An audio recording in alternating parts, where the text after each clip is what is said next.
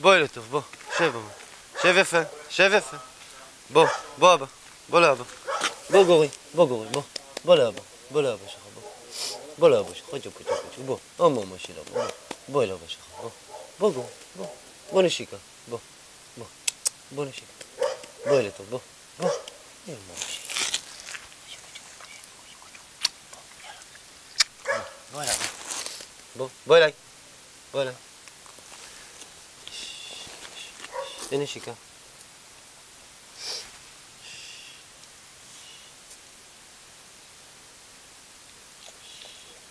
ילד כזה. כן. בוא. בוא.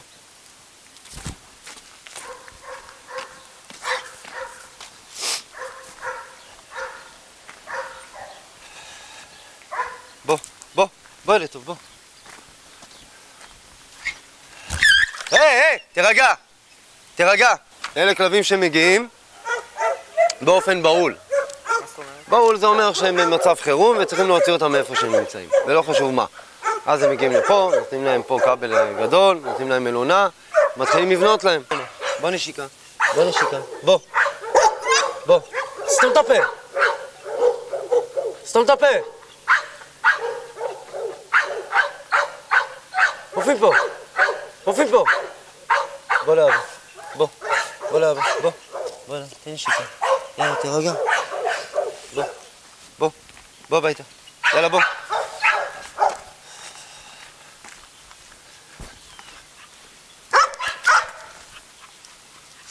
אז זאת להקה שמורכבת שהבסיס שלה הוא 17 כלבים שהם הגיעו מקרבות והתעללויות והזנחות, כל מיני אירועים קיצוניים, עברו שיקום, ועל הבסיס הזה שהוא מאוזן, להקה מאוזנת שחיה ביחד בשלווה ובנחת, דואגת לאזן כלבים אחרים. להקה עובדת כתוצאה מזה שזה הבית שלהם, אין להם לאן ללכת, לפחות שנפיק מהם לא תועלת. כלבים שמגיעים לפה או שבאים לפה לחשיפה, כמו הבחור הזה שיש לנו פה. למה הוא לבד? כי הוא כלב שלא אוהב כלבים אחרים, והוא צריך את החשיפה שלו.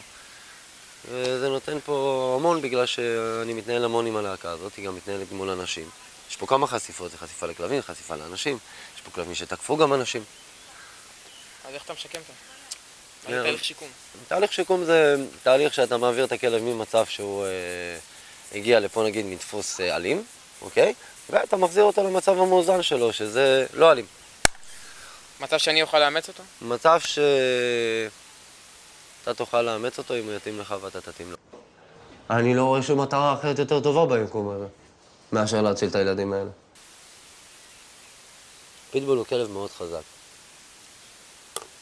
כלב מאוד מבוית. מורה גרמני זה כלב שמירה ותקיפה וזה, שהתביית עם השנים. במשפחה הזאת של הזאבים יש הרבה עדות מאוד אלימות, מאוד קיצוניות, שלא מתאימים לנורמה מסוימת. פיטבול כן מתאים לנורמה מסוימת, הוא מאוד מבוית. אתה יושב במקום של 70, אתה שומע נביחה עכשיו? שקט, זה הפיטבולים. לא נובחים, לא עושים הרבה בלאגן. סיפרת לי מקודם על המנהיג של הלהקה. גלעד, כן. הוא לא הכי ותיק אצלך, נכון? הוא לא הכי ותיק. אבל בכל זאת הוא המנהיג של הלהקה, והוא משדר המון ביטחון שהוא הולך פה. כן, כן. זה אופי, זה נטו אופי, אתה אומר? זה אופי, וזה גם בגלל שהוא ראש להקה, אבל זה שילוב מנצח, זה ווין ווין. כי זה אופי שבדיוק מתאים למנהיג להקה. מנהיג להקה אמיתי, מנהיג את הלהקה שלו מערך ולא מכניעה ושליטה ולא מפחד. זה לא אגו אבל? כאילו, לא יודע, מהצד זה נראה שכולם פה מקרקרים סביבו. החכמים בינינו, בני אדם, משתמשים באגו כדי להגן על עצמם. סליחה, זה הנורמטיבי. והחכמים יודעים מתי לוותר עליו, על האגו. מתי לא צריך להשתמש בו. מתי הוא תוצאה של מחשבה.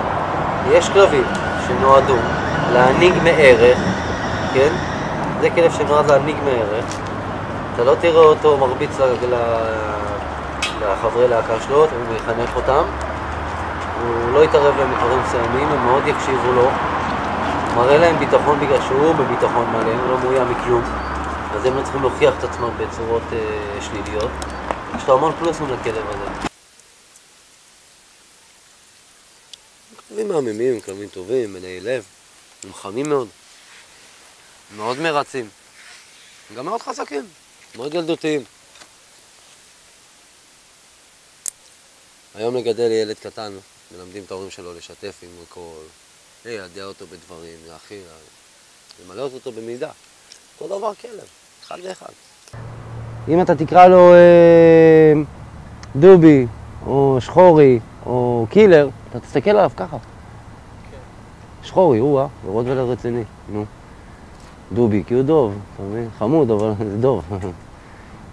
תקרא לו איציק, אתה יודע, תבוא אליו ככה. חיים למשל, אתה מבין? קודם כל הטרגדיה בתל אביב ואת המשפחה במקום שבו תקף כלב האמסטף והרג את הילדה בת 4. כן חיים, לפנות ערב, כלב אמסטף, כפי שאמרת, תוקף ילדה בת 4, קורע לה את העורק הראשי והורג אותה. אנשי מד"א שהגיעו למקום ניסו לבצע בהחייאה, אך ללא הועיל. השכנים שאיתם שוחחנו סיפרו שהכלב היה כלב תוקפן מאוד. מראים בעיתון פרצוף של רוצח וילדה מתה. מישהו הסביר? מישהו דיבר? בום. כי זה פרצוף רע, חזק מאוד, מפחיד ששמו בעיתון, והבינו את כל העולם. הכי קל בעולם, אחי, מה? יש יותר קל מזה? כמה זה תקשורת? ברור. אני לא אומר, זה התקשורת, אני לא צריך להגיד, זה ידוע. עם השנים היא גם למדה לתקן את עצמה. היא ראתה שזה גם מביא לרייטינג מהכיוון החיובי שלהם. זה לא מעניין אותה מה חיובי, מה שלילי, מעניין את הרייטינג, כפרה. אתה מבין? לא מעניין אותם אחרי יום מה יקרה. וזרקו 40-50 פיטבולים באותו לילה מהבתים לרחובות. לא מעניין אף אחד, זה לא מעניין. ותגיד איך בעולם מתייחסים לסוגיה הזו של הפיטבולים? חלק ככה, חלק ככה. יש מקומות שמאוד מעריצים אותם ומכבדים אותם ומכירים אותם. כמו שאתה עשית שיעורי בית, יש מקומות שעדיין נרתעים מהם והם אסורים. לפעמים הם אסורים לא בגללם, אלא בגלל הציבור. בארצות הברית למשל, במקומות מסוימים הם אסורים, כי הציבור עשה איתם הרבה שטויות. מבין? ניצל את הכוח שלהם במקום את המנטליות שלהם. כן. לתקיפה, לשטויות, לזה. אז מה? אז בטח שיאסרו, מה? אתה מקבל תמיכה מאנשים בקטע הזה? תמיכה? כלכלית, עם ציוד, עם אוכל. אנשים תורמים, זה עמותה. אתה מבין? אנשים תורמים לכל מיני גופים, מי שרוצה לתרום למרפאה, תורם למרפאה, מי שרוצה תורם לחומרי בנייה, מי שרוצה תורם לאוכל. יש תמיכה, אחי.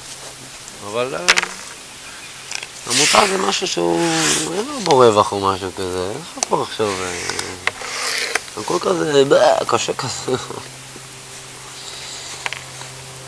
אני מאמין בלא קשה, כן? בקל. אבל לוקח זמן להגיע אליו. אם בכלל. חייבים שלא תמיד תגיע אליו. אתה נהנה מה שאתה עושה? זה ממלא אותך? תלוי מה. לא יודע, עבודה תשמע, אתה יודע, שגרה היא באה לביטוי בכל דבר שאתה עושה בחיים. אתה מבין, שגרה היא דבר מאוד קשה. שגרה שלי היא מאוד מגוונת. בשגרה שלי יש סיפוק הרבה מעבר לחומר.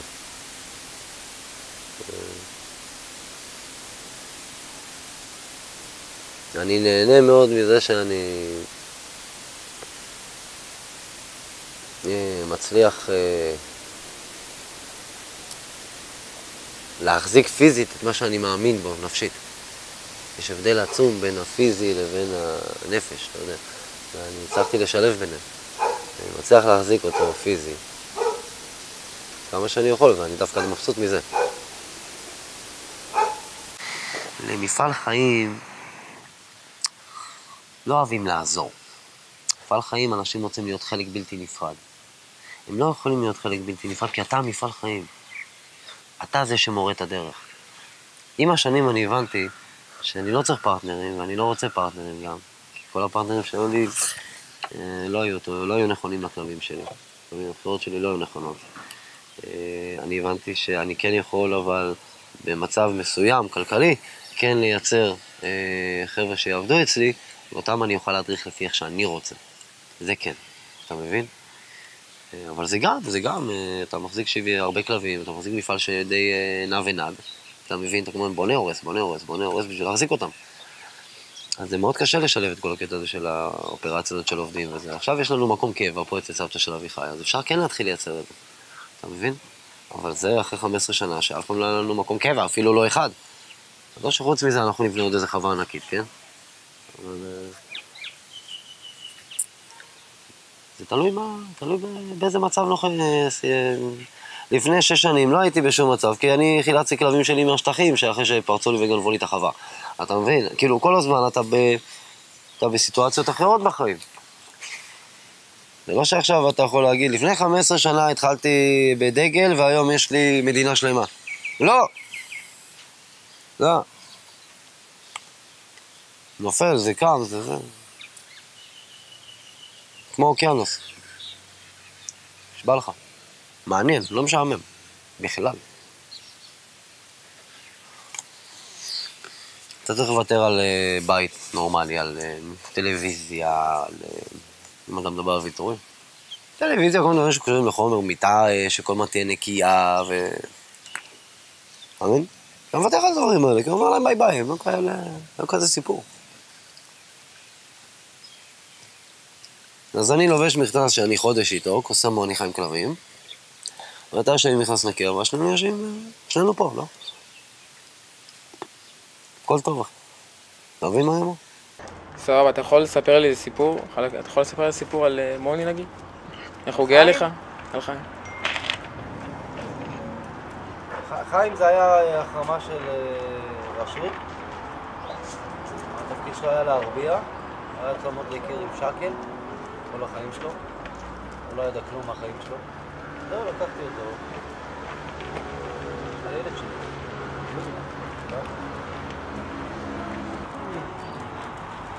ניסים. לפני חודשיים הבאנו אותו מקרקיליה. כל הגמלים שלו, כל חורים. כשהקמנו אותו היה מנופח. שוקם, לאט לאט הוא מתרגל לחיים חדשים. אירועים חדשים. היינו בהוד השרון. 80 פיטבולים הייתי שם. גם בבית בין וילות. לפני זה הייתי בג'לג'וליה. שנה ומשהו. הייתי בהרבה מקומות. מה השאיפה הכי גדולה שלך? השאיפה הכי גדולה שלי. השאיפה שלי הכי גדולה היא לנוח. אבל לנוח זה אומר שמשפחה חדשה, שכל החווה שלי עומדת לי מול העיניים, ואני נח כי אני לא צריך להקים את זה יותר, לא צריך, אתה יודע, לרוץ אחרי זה כל הזמן. וזה. איך מגיעים למצב כזה? עובדים קשה. אתה בדרך לשם? אני כל הזמן בדרך לשם, אני כבר 15 שנה בדרך לשם. אבל אף אחד לא אמר כמה, אתה מבין? כמה ארוכה הדרך. יכולה להיגמר עכשיו, יכולה להיגמר מחר, יכולה להיגמר עוד אף פעם. זה, חיים את היום. אתה תלך לצבא ואתה תלמד ערכים, ואתה תלמד אתיקה, ואתה תלמד תואר הנשק, ואתה תלמד המון דברים. יום מצלב, וכו' וכו' וכו' וכו'. אתה תצא עם החומר הזה לעולם הגדול. בעולם הגדול אתה תבחר מה לעשות. ממה שרכשת, וממה שרכשת בבית מההורים העיקריים שלך, זה מה שלווה אותך. זה מה שמלווה אותי. אתה מבין? אז אני בחרתי בהכי מסכנים שיש בכלבים היום, מאז ומתמיד. זה מה שנקרא הביוף של הביוף. רצים במעגל, עיניים אוהבות, דיבור מרומז, בנעליים היפות, אני רץ יחף, חלומות עמוקים,